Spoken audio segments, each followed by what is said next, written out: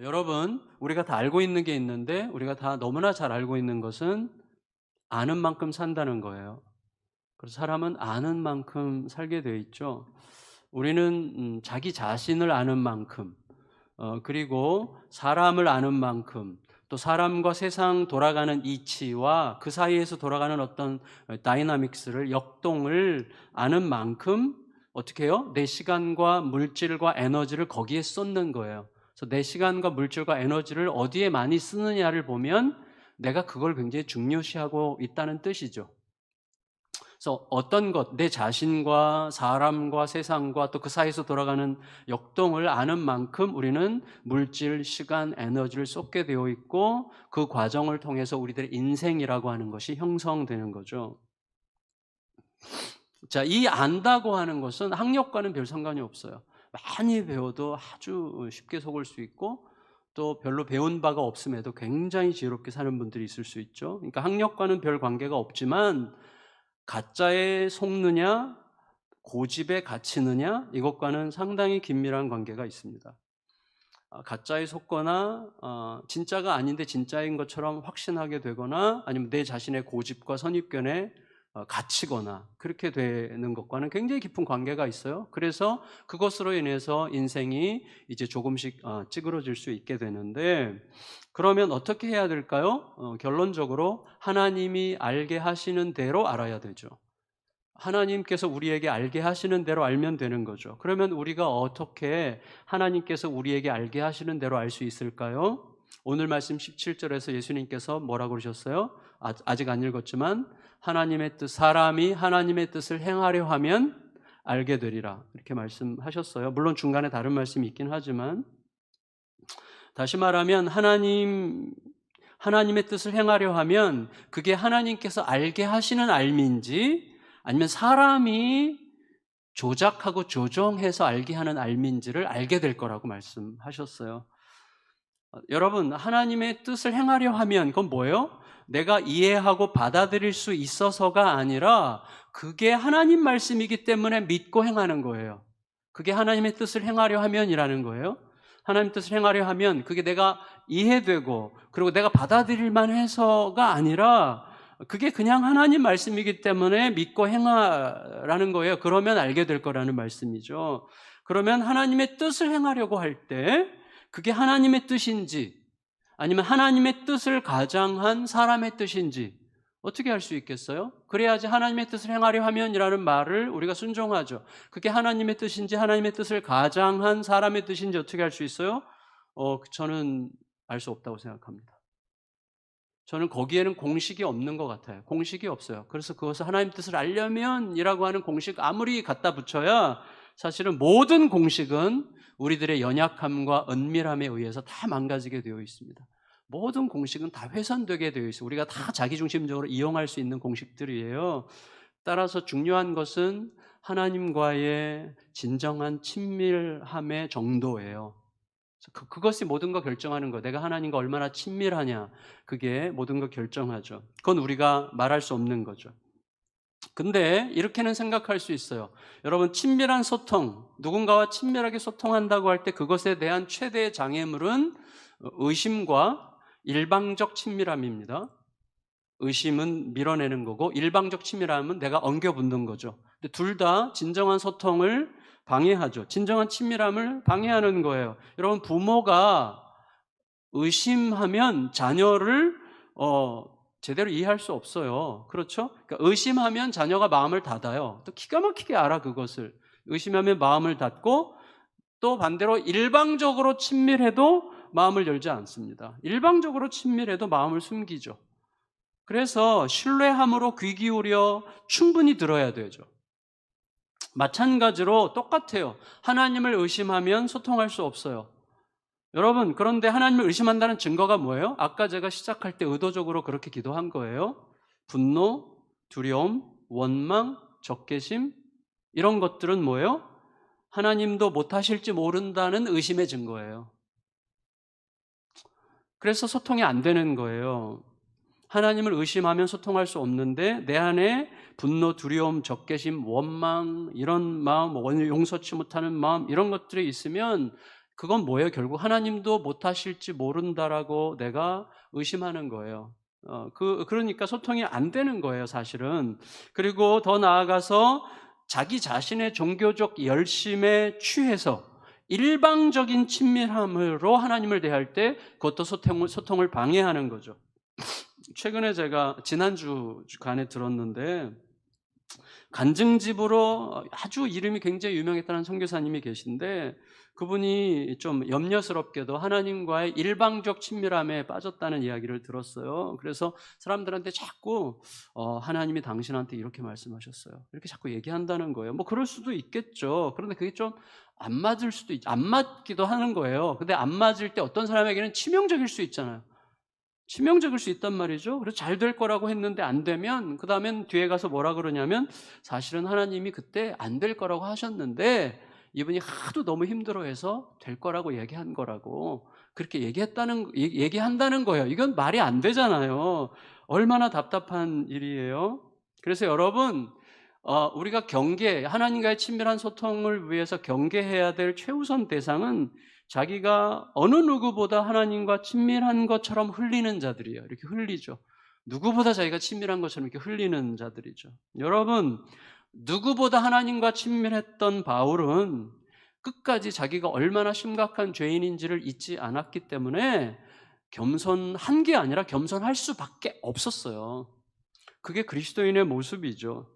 여러분, 우리의 일방적인 종교적인 열심을 뛰어넘어서 하나님과의 맑은 친밀함으로 자꾸자꾸 더 들어가야만 되죠. 그를 위해서는 어떻게 해야 됩니까? 뭐 여러 가지가 있을 수 있겠지만 하나님의 뜻일 거라고 단정하고 내가 일방적으로 간청하는 시간을 자꾸 줄여야 되죠. 멈춰야 되죠. 오히려 하나님으로부터 많이 들어야죠. 많이 듣는 시간을 가져야 되고, 그리고 두 번째, 내 마음에 아까 말씀드린 것처럼 어떤 기류가 흐르고 있는지를 살펴봐야 돼요. 내 안에 지금 사랑과 평화와 신뢰와 용서가 흐르고 있는가? 그러면 하나님과의 친밀한 소통의 증거일 가능성이 굉장히 높죠. 반대로 적개심과 분노와 원한과 두려움과 용서치 못하는 마음이 흐르는가? 그러면 내 고집과 자기 확신과 의심에 갇혀 있다는 증거일 수 있어요. 자, 이런 것들을 바닥에 깔고 이제 본문으로 들어가면 좋겠어요. 이게 이제 우리 본문과 굉장히 중요한 관계성이 있으니까. 예수님께서는 일주일간 지키는 초막절 중간쯤 등장하셨어요. 그동안 뭐 하셨는지 우리가 알 필요는 없어요. 그리고 너무 궁금해할 필요도 없겠는데, 근데 등장하신 장소는 성전이었고 성전에서 말씀을 가르치셨습니다. 14절 함께 읽겠습니다. 14절 시작. 돼요. 예수께서 성전에 올라가사 가르치시니. 자, 보세요. 예수님의 형제들은 예수님이 대처에 가서 큰 물에서 기적 같은 거 행해가지고 유명해지라고 부탁을 했는데 예수님은 기적을 행하는 대신에 말씀을 가르치셨어요. 그러니까 사람들을 놀라게 하는 대신에 사람들이 깨닫기를 바라셨던 거죠.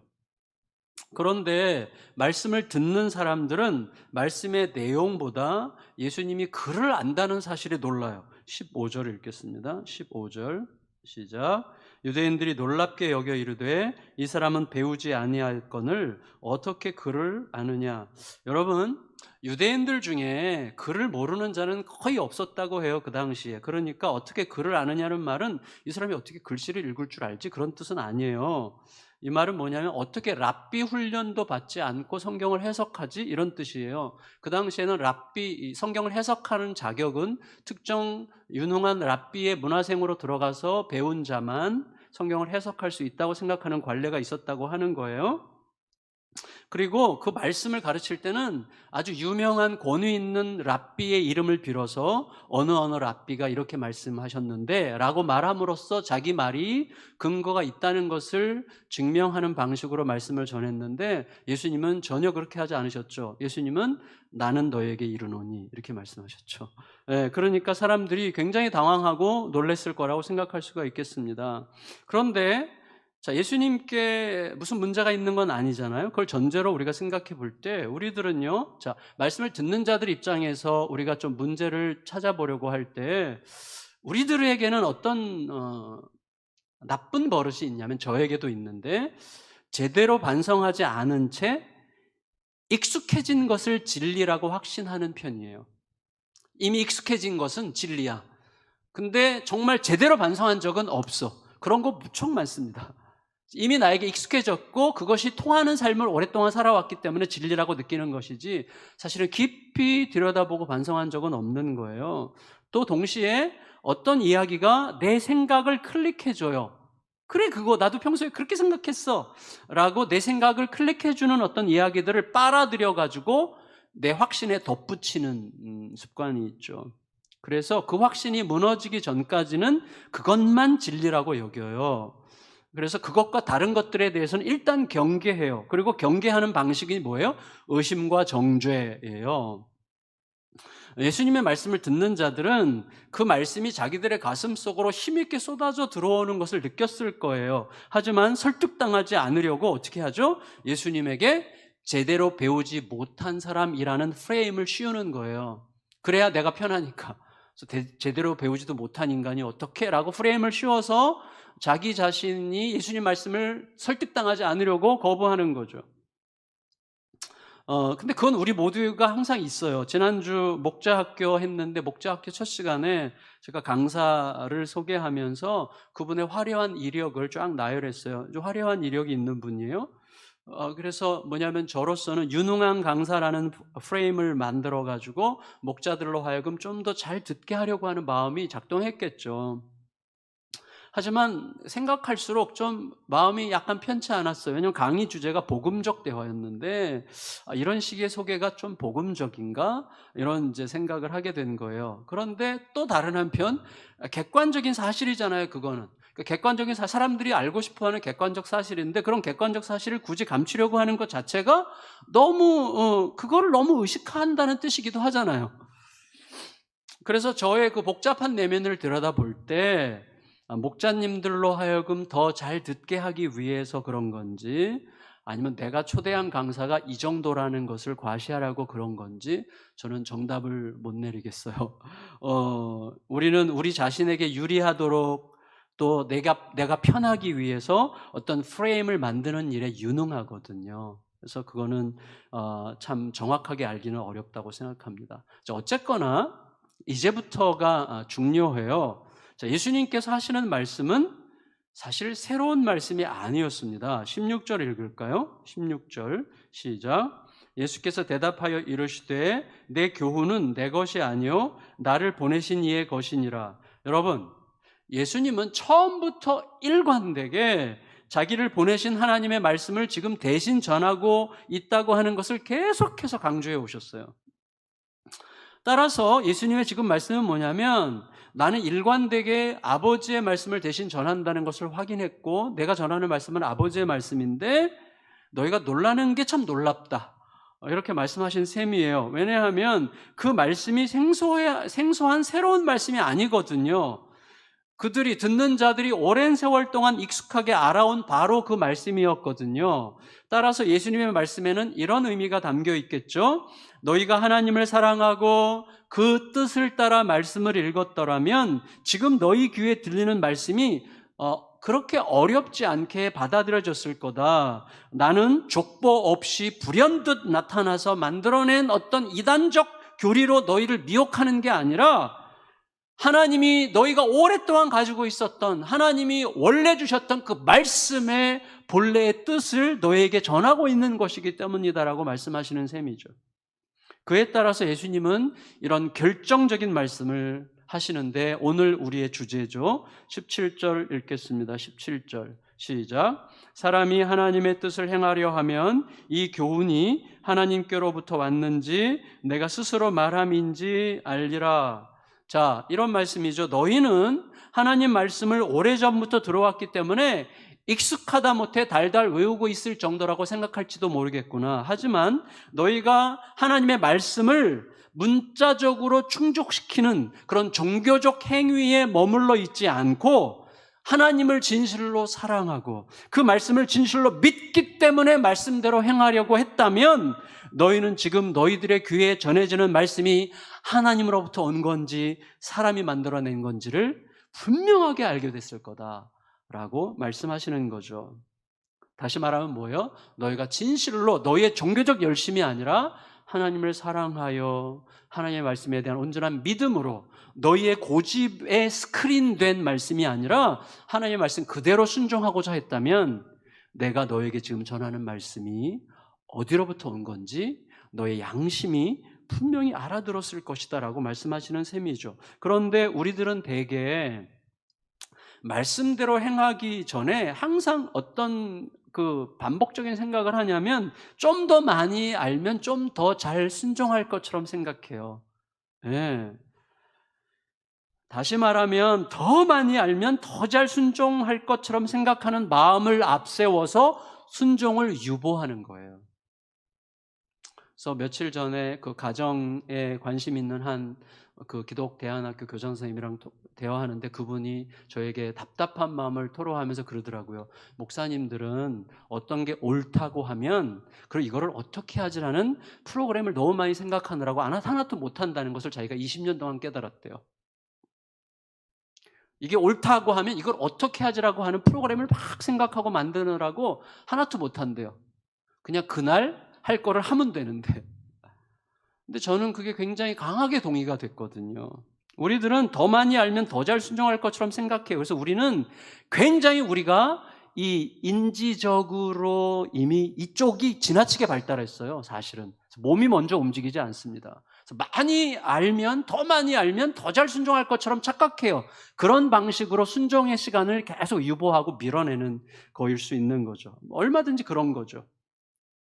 여러분, 자, 생각해 보세요. 그러면 앞에 거를 조금 정리하면 내 자신의 유리함과 내 자신의 편리함을 위해서 우리는 프레임을 만들어서 어떻게 그 프레임은 이제부터 어떻게 돼요? 귀담아 듣고 순종하는 일을 방해하죠. 이 사람 무식한 사람인데? 라는 프레임이 만들어지니까 더 이상 예수님의 말씀이 안 들어오게끔 만든 거예요. 왜? 자기가 편리하려고, 자기가 유리하려고. 그래서 자기가 유리하고 편리하기 위해서 어떤 프레임을 만들면 그 다음부터 진짜 하나님의 말씀이 귀에 안 들어와요. 그리고 순종하는 일이 방해되는 거예요. 동시에 지금 말씀드렸던 것처럼 더 알아야만 더 잘 순종할 것처럼 생각하는 이런 유보적인 태도 역시 믿음으로 순종하는 것을 심각하게 방해하죠. 그런데 여러분, 우리가 너무나 잘 알아요. 이런 은밀한 함정들이죠. 그러니까 순종을 방해하는, 진정한 말씀에 대한 진정한 순종을 방해하는 이런 은밀한 함정들은 역사적으로 너무 많았죠. 모든 시대를 관통하는 가장 흔하고 강력한 함정은 뭐예요? 항상 하나님의 말씀을 정치적으로, 이념적으로, 시대적으로, 문화적으로 그런 선입견과 뒤섞어서 만드는 어떤 습관들이죠. 여러분 아시지만 과거에는 백인의 우월성이 성경적으로 입증됐어요. 백인의 우월성을 성경적으로 입증했다니까요. 아시잖아요. 노예제도가 얼마나 합법적인가 하는 것을 성경적으로 증거했어요. 여성에 대한 남성의 태생적 우월성을 성경적으로 입증했어요. 주일 성수가 율법적으로 얼마나 절대적인가 하는 거 성경적으로 뒷받침했어요. 이 예배당 건물이 예배당인데 이걸 거룩한 성전으로 포장하는 주장도 성경적으로 뒷받침을 했어요. 인위적으로 선택한 성경 구절들을 근거로 절대시했어요. 근데 지금은 어때요? 전혀 설득력이 없는 이야기들이잖아요. 그 당시에는 그게 절대적이었어요. 지금은 전혀 설득력이 없죠. 심지어 폭력적이기까지 하지 않습니까? 그런 것들은. 그런 현상이 지금은 없겠어요? 그런 현상이 우리에게는 없겠어요? 나에게는 다 있죠. 그러니까 하나님의 말씀 앞에 늘 엎드리지 않으면 우리는 내 고집대로 사는 거예요, 사실은. 그래서 이런 현상이 이미 2000년 전 고린도 교회에도 아주 횡행했기 때문에 사도 바울이 이렇게 거듭 말했었어요. 고린도 후서 2장 17절 같이 읽겠습니다. 시작.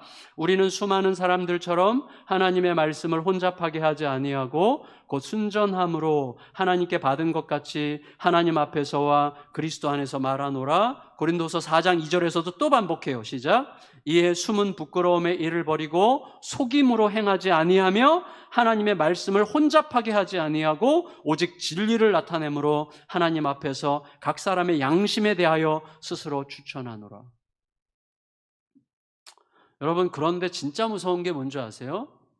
이런 말씀을 겸손히 들었어야만 했던 사람들이 오히려 바울이 하나님의 말씀을 혼잡하게 한다고 역공격을 했다는 거예요.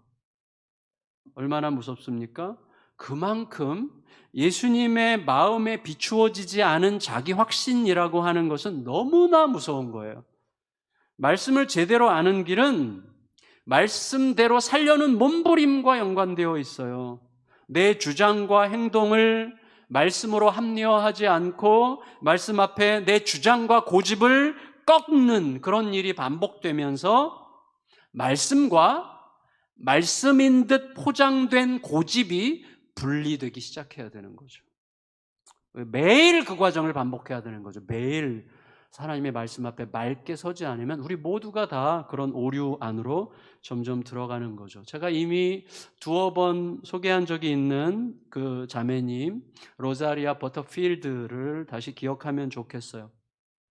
28살에 자기가 레즈비언 동성연애자라는 것을 커밍아웃을 했고 36살에 뉴욕에 있는 그 시라큐스 대학의 영문학과 종신 교수직으로 임명됐고 보장받았죠. 그리고 이 자매가 평생 36살 그때까지 영향받은 것은 무신론적 과학자들, 무신론 철학자들, 심리학자들의 영향을 굉장히 깊이 받은 여성학 강사였고 여성학 교수였고 행정가였고 지역사회 운동가였고 성소수자들의 대변인이었고 급진 좌파였고 촉망받는 반기독교 동성애자였어요. 그래서 이 로자리아 버터필드에게는 이 찬사를 보내고 막 지지하는 편지가 막 쏟아져 들어왔고 한쪽에서는 혐오하고 반대하는 편지가 막 쏟아져 들어와 가지고 이 자매가 박스를 2개 큰 걸 준비해서 지지하는 편지들은 여기에, 보관하는 편지는 여기에 반대하는 편지는 여기에 둘로 나눠서 보관을 했어요. 근데 어느 날 그 시러큐스라는 그 지역에 사시는 켄 스미스라는 목사님이 편지를 보내셨는데 편지를 읽을수록 분류가 안 돼. 여기에도 넣을 수도 없고 지지도 아니고 반대도 아니야. 이것은 질문이었어요. 켄 스미스 목사님은 질문의 편지를 보냈어요. 그래, 이런 거였어요. 당신이 주장하는 것들을 좀 더 설득력 있게 근거 있게 변호해 보시면 어떨까요? 저를 설득시켜 주세요. 라고 이런 질문을 한 거예요, 이 목사님이. 그래서 이 로자리아 버터필드가 그 목사님이 되게 궁금해졌어요. 왜냐하면 모든 목사님들 또 보수적인 교회 목사님들은 전부 다 자기 공격하고 밤느라고 난리인데 이 목사님은 자기에게 물어왔기 때문에 한번 집을 찾아갔어요. 방문을 했는데 이 스미스 목사님은 이 자매에게 교회에 나오라 소리도 안 했고 복음을 전하지도 않았어요. 다만 친구가 돼 주었어요. 친구가. 그래서 다양한 주제들에 대해서 마음을 활짝 열고 대화를 나누어 주었고 그 로자리아의 친구들의 친구가 돼 줬어요. 또 같이 초대하고 밥 먹고 이야기하고 계속 이야기하면서 조금씩 이 로자리아가 이렇게 고백해. 이 자매의 강연을 제가 들었는데 강연에서 이렇게 얘기해요. 제가 안전함이 느껴지더라고요. 그 켄 스미스 목사님 부부를 볼 때 안전함이 느껴졌대요. 그러면서 복음의 마음이 조금씩 열렸고 결국 하나님의 말씀이 나의 모든 생각보다 훨씬 더 크다는 것을 확신하는 순간이 왔대요. 내 고집, 내 생각, 내가 지금까지 쌓아왔던 모든 학문적 성과들, 내가 주장해왔던 것들, 내 모든 서적들에서 펼쳤던 모든 논리들, 이 모든 내 생각보다 훨씬 하나님의 말씀이 크다는 사실을 깨닫는 순간이 온 거예요. 그래서 이 자매가 어느 날 신앙 고백을 하기로 결정했고 신앙 고백을 한 결과 자신의 모든 것을 잃었어요. 그동안 쌓아왔던 모든 것을 잃었죠. 그런데 그만큼 이 자매에게 예수님이 소중하게 와닿은 거예요. 너무나 귀한 분이었죠, 예수님이. 이게 자매 인생이 완전히 바뀌었는데 중요한 것은 정서적인 변화가 불가능해 보이는 거예요. 예수님은 믿는데 여전히 남자에게 감정이 느껴지지 않아. 여전히 남자에게 감정이 느껴지지 않는 거예요. 그때 눈앞에 떠오른 말씀이 바로 이 요한복음 7장 17절이었어요. 이 말씀이 눈에 떠올랐어요. 행하려 하면 알게 되리라. 이 말씀이 떠올랐어요. 그래가지고 순종하기로 결정을 먼저 했어요. 더 알아야 되겠다가 아니라 먼저 순종하자. 그리고 남자를 소개받았어요. 그리고 교제를 시작했어요. 남자랑 평생 처음 남자와 교제를 시작한 여자. 그리고 놀랍게도 남자에 대한 애정이 일어나기 시작했던 거예요. 결국 장로교 목사의 아내가 되어서 지금 사모님으로서 말씀 강연을 하고 저수책을 쓰고, 그래서 그게 뜻밖의 회심인데 그 다음에 나온 책이 뜻밖의 사랑이에요. 제가 이제 어제 구입해서 이제 읽기 시작했는데, 말씀을 강연하고 저술하고 입양하고 홈스쿨링 같은 걸로 정말 사역을 하면서 좋은 영향을 많이 끼치고 계세요. 여러분 생각해 보세요. 자, 어떤 물건을 사요. 살 때 이게 진짜냐 짝퉁이냐를 구분하기 굉장히 갈수록 어렵죠. 근데 실제로 반복해서 써볼수록 차이가 선명하게 드러나요. 반복해서 써봐야 되는 거예요. 써보기 전에는 모르는 거예요. 구분이 안 돼요, 솔직히. 근데 써보면 점점 차이가 드러나게 되는 것처럼, 생각만 하는 자와 행하는 자는 사고의 깊이와 넓이가 완전히 다를 수밖에 없어요. 우리는 행함으로써만, 그것을 써봄으로써만 하나님의 진의를 알 수가 있는 거예요. 사람이 하나님의 뜻을 행하려 하면 알리라 말씀하셨어요. 여러분, 더 나아가서 내게 전해지는 그 말씀이 하나님의 말씀인지 사람의 말인지, 내 생각과 성향에 매이지 않는 아주 온전한 성경적인 말씀인지, 아니면 사람의 은밀한 자기중심적인 자의적인 목적이 섞여 있는 혼잡한 말씀인지를 분별하는 기준이 있어요. 분별하는 기준. 그것을 예수님은 이렇게 말씀하세요. 18절 읽겠습니다. 18절 시작. 스스로 말하는 자는 자기 영광만 구하되 보내신 이의 영광을 구하는 자는 참되니 그 속에 불의가 없느니라. 여러분, 자, 그래서 이걸 우리가 잘 들여다보는 게 중요하죠. 전하는 자가 자신의 정치적인, 종교적인 옳음을 막 주장하면서 사람들의 주목과 관심을 끌어서 자기 영광을 높이고 있는 말을 하고 있는 것인지, 아니면 지속적으로 자기 자신을 부인하고 사람들의 인정과 칭찬을 지극히 경계하면서 변함없이 하나님의 오르심과 하나님의 왕되심과 하나님의 영광을 드러내려고 하는 것인지, 우리가 흥분을 가라앉히고 잠잠히 가만히 충분히 들여다보는 시간이 필요합니다. 냉정하게 머리를 식힌 상태에서 가만히 들여다봐야 돼요. 하나님의 영광이 드러나는가? 사람이 높아지는가? 이거를 생각해야 됩니다. 여러분, 유대인들이 예수님을 죽이고 싶어 했죠. 그들이 예수님을 죽이고 싶어 하는 걸 보면 하나님의 말씀을 제대로 행한 적이 없다는 게 분명하죠. 19절에서 예수님께서 이렇게 말씀하세요. 19절 시작. 모세가 너희에게 율법을 주지 아니하였느냐? 너희 중에 율법을 지키는 자가 없도다. 너희가 어찌하여 나를 죽이려 하느냐? 여러분, 뭐예요? 이 유대인들은 무고하게 살인하지 말라고 하는 모세의 율법을 자랑스럽게 생각하는 동시에 무고한 예수님을 죽이려고 하고 있어요. 만일에 그들이 율법을 제대로 지키려고 했다면 율법의 본질을 알았을 거고, 율법의 본질을 알았더라면 예수님 말씀을 귀담아 들었을 게 분명하죠. 따라서 그들이 예수님을 죽이려는 이유는 말씀을 몰랐기 때문이고, 말씀을 모르는 이유는 말씀대로 살지 않았기 때문이고, 말씀대로 살지 않은 이유는 말씀으로 포장된 자기 고집대로 살았기 때문이죠.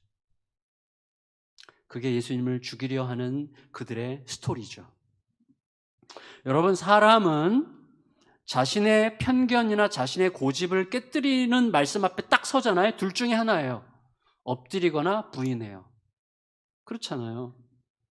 내가 깨지거나 상대방을 깨뜨리죠. 그래서 내가 깨지고 싶지 않으면 상대방을 깨뜨리고 싶죠. 너 틀렸어, 이렇게 얘기하는 거죠. 그때 상대방을 깨뜨리는 방식은 어때요? 항상 무례하고 원색적이죠. 네가 뭘 알아? 이렇게 되는 거죠. 완전 꼴통 보수야, 이런 말 하면 안 되죠. 주사파야, 이런 말 하면 안 됩니다. 천민자본주의에 미혹된 이 미제국주의 앞잡이, 이런 말 하면 안 됩니다. 빨갱이. 여러분, 이건 정말 무서운 거예요. 지금 유대인들도 그런 식이죠. 20절 읽겠어요. 20절 시작. 무리가 대답하되 당신은 귀신이 들렸도다. 누가 당신을 죽이려 하나이까? 여러분, 예수님 말씀에 도전을 받자 사람들은 말해요. 예수님을 귀신 들렸다는 말로 딱 포장해요. 귀신 들렸네? 이렇게. 그러면 끝나는 거예요. 더 이상 가치가 없어, 상대할 가치가. 하나님의 아들 메시아의 말도 거절하는 방법이에요. 귀신 들렸네? 끝나는 거예요, 그걸로. 얼마나 무섭습니까? 우리가 그런 일 안 하는 줄 아세요? 늘 하죠.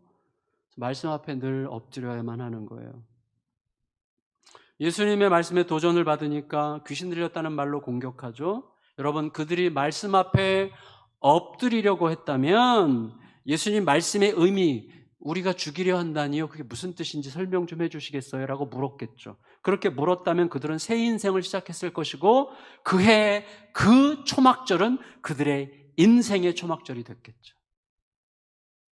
여러분, 예수님을 죽이려고 하는 자들이 퍼뜨린 이야기는 뭐예요? 예수님이 이게 요한복음 5장에서부터 이어지는 얘기예요. 안식일을 범한 범죄자다 이거예요. 예수님이 배교적인 안식일 파괴범이라는 이 소문으로 인해서 예수님을 죽이려고 한 거예요. 그래서 이 소문을 들은 사람들은 일단 선입견을 갖겠죠. 저 사람은 배교자인가? 안식일 파괴범이구나. 이런 선입견을 갖겠죠. 그러니까 선입견을 일단 가지면 어떻게 돼요? 말씀을 귀담아 듣기 어려워져요. 그에 따라서 예수님은 논리적으로 설명을 해야만 했어요. 논리적으로 차분히 설명을 해야만 했어요. 그게 21절에서 23절인데 읽고 이제 정리해 갈게요. 21절에서 23절 시작. 예수께서 대답하여 이르시되 내가 한 가지 일을 행하매 너희가 다 이로 말미암아 이상히 여기는도다. 모세가 너희에게 할례를 행했으니 그러나 할례는 모세에게서 난 것이 아니요 조상들에게서 난 것이라. 그러므로 너희가 안식일에도 사람에게 할례를 행하느니라. 모세 율법을 범하지 아니하려고 사람이 안식일에도 할례를 받는 일이 있거든. 내가 안식일에 사람의 전신을 건전케 한 것으로 너희가 내게 노여워하느냐. 여러분, 자, 이게 뭐예요? 이런 거죠. 자, 안식일법 중요해. 너희들이 안식일법 중요하게 생각한다는 거 나도 알아. 너희들이 얼마나 안식일법을 중요하게 생각하는지 인정할게. 그러면 너희들이 근데 안식일법을 어길 때가 있잖아. 안식일법을 접어들 때가 있잖아. 언제요? 아기가 태어나면 난지 8일 만에 할례를 행해야 되는데 그 할례를 행하는 날이 안식일이랑 겹쳐. 그러면 너희가 안식일에도 일을 하지 않느냐? 할례를 행하는 일을 하지 않느냐? 그래서 안식일에는 할례를 행하는 게 더 중요하다고. 할례는 아브라함으로부터 왔고 또 안식일은 모세로부터 왔다고 너희가 생각하는지 모르겠지만 그래서 너희가 할례가 안식일보다 우선한다고 생각해서 할례법 때문에 안식일법을 어기지 않느냐? 그런데 할례가 뭐냐? 사람의 피부의 일부분을 잘라서 건강과 하나님의 약속 안에 머물려고 하는 건데 하나님이 지으신 인생의 전신을 새롭게 한 그 일이 할례보다 얼마나 중요하냐? 너희 자신에 대해서 좀 생각해봐라 말씀하시는 것이죠. 근데 여러분 너무나 두려운 사실은 뭐냐면 일단 고집과 주장을 딱 세운 사람들에게는 합당한 말씀도 귀에 안 들어간다는 거예요. 그들의 적개심을 멈출 줄 모르죠. 그러니까 결국 예수님을 죽이잖아요. 그럼 우리는 이제 어떻게 해야 하느냐는 이제 어떻게 해야 됩니까? 우리가 예수님의 말씀을 들어야죠. 어떤 말씀을? 결정적인 이 말씀을 들어야죠. 24절 읽고 마칠게요. 24절 시작. 외모로 판단하지 말고 공의롭게 판단하라 하시니라. 여러분 보세요. 예수님은 판단하지 말라고 하지 않으세요. 판단하라고 하세요. 판단하되 이렇게 판단하라고 하세요. 외모로 판단하지 말고 공의로 판단해라. 자, 그럼 무슨 말이죠? 여러분 그러면 지금까지 쭉 이야기되어 왔던 말씀의 문맥을 따라서 이해한다면 외모로 판단한다는 것은 무슨 뜻이에요? 말씀의 본래의 뜻을 헤아리려고 하지 않는 거죠. 오히려 말씀을 앞세워서 자기 입장, 자기의 정서, 자기의 경험, 자기의 성향, 자기의 전통, 자기 편에 부합하는 주장을 최종 판단의 기준으로 삼는 거예요. 그게 외모로 판단하는 거죠. 그래서 그 기준에 맞지 않으면 십자가 사랑이고 자시고 없어요. 가차없이 내 원수일 뿐이죠. 다시 말하면 자기 주장이 공의의 기준이 되는 거예요. 무섭죠. 정말 무서워요. 그렇다면 공의롭게 판단한다는 건 뭐죠? 너의 주장과 경험과 너의 지식과 너의 선입견과 너의 전제가 공의가 아니라 오직 하나님만이 공의시라는 사실을 인정함으로 하나님께 듣고 하나님께 비추어서 판단하라는 것이죠. 하나님만이 공의시라고 하는 사실을 실제로 실천하는 거예요. 따라서 지금 내 눈앞에 어떻게 보이든지 간에 내 입장, 정서, 감정이 어떻든 간에 하나님의 마음에 비추어 보라는 거예요. 모든 일을 하나님의 말씀의 본질, 그 영원한 관점, 영원한 사랑의 관점으로 들여다보고 판단하라는 것입니다. 물론 쉬운 일이 아니죠. 하지만 가능하게 하시는 분은 하나님이시죠. 하나님에 대한 절대적 의존성과 친밀함이 그래서 우리가 갈 길이에요. 무슨 공식이 있는 게 아니에요. 내가 내 고집에 갇혀 있는지, 말씀 앞에 진정한 친밀함으로 살고 있는지, 그걸 검증하는 방법이 뭐라고요? 여전히 적개심, 편가름, 당파, 분노, 원망, 용서치 못하는 마음, 이런 것들이 내 속에서 계속 흐르고 있는지, 사랑과 평화와 자비와 긍휼과 너그러움과 이런 것들이 흐르고 있는지를 통해서 내가 어디에 사로잡혀 있는지를 점검할 수 있는 좋은 기준은 가질 수가 있는 거죠. 말씀을 마칠게요. 당분간 자립적으로 혼자 살고 싶어하는 막내가 그동안 수원에 살다가 최근에 지방 다른 곳으로 이사를 간다고 했어요. 가기 전에 잠시 집에 왔는데 아침에 출근길에 엎어져 자고 있는 딸을 보면서 이렇게 느낌이 교차됐어요. 아주 미운데 애틋해. 미운데 미안해. 뭐 이 두 가지가 같이 있어요. 그래서 하나님 어떻게 하죠? 이렇게 물었더니 아이 위해서 기도하고 가라, 이런 말씀을 주시는 느낌이 들었어요.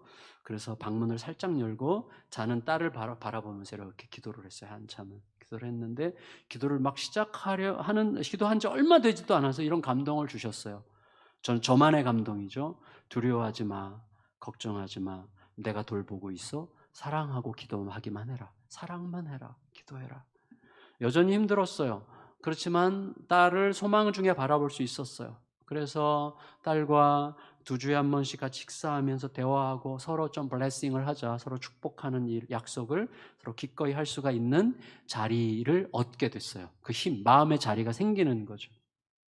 아주 별것 아니죠. 하찮은 일이죠. 작은 일이죠. 그리고 우리 가정, 우리 중 누구에게나 다 있을 법한 일이라고 생각합니다. 근데 이렇게 아주 작은 일부터 거대한 분노에 사로잡힐 만한 큰 일에 이르기까지 우리의 돌 같은 마음, 우리의 마음은 진짜 돌 같거든요. 우리의 돌 같은 마음을 주님께 맡기고 우리 안에서 새 일을 행하실 하나님의 뜻을 행하려고 함으로 더 알게 되는 은혜가 거듭되기를, 그래서 우리의 일상을 파고드는 하나님의 세밀한 손길을 더 잘 보고 더 확고하게 잡을 수 있기를 좋으신 우리 예수님의 이름으로 축원합니다. 아멘.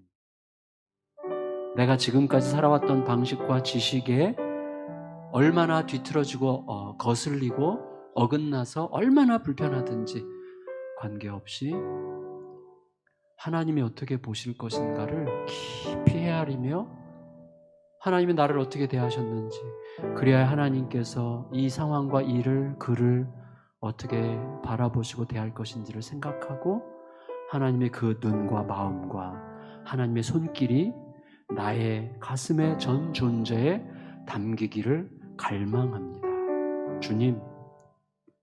주님의 뜻을 행하려 하면 알게 되리라는 말씀이 우리의 삶에서 거듭거듭 확인되게 하시고, 하나님의 뜻을 행하려 함으로 이게 하나님의 말씀인지 사람이 만든 말인지를 분별하면서 하나님의 말씀 안에 더 거함으로 말씀이 이루어 가시는 새로운 창조의 거룩한 역사 가운데 서는 은혜를 우리 모두에게 허락하여 주시옵소서. 존귀하신 예수님의 이름으로 간절히 기도드리옵나이다. 아멘. 우리 구주 예수 그리스도의 은혜와 아버지의 사랑과 성령의 교통하심이 사랑하는 모든 성도들과 가정과 일터와 모든 앞날 위에, 이 땅 위에, 이 세상 위에 영원토록 함께 하시기를 간절히 축원하옵나이다.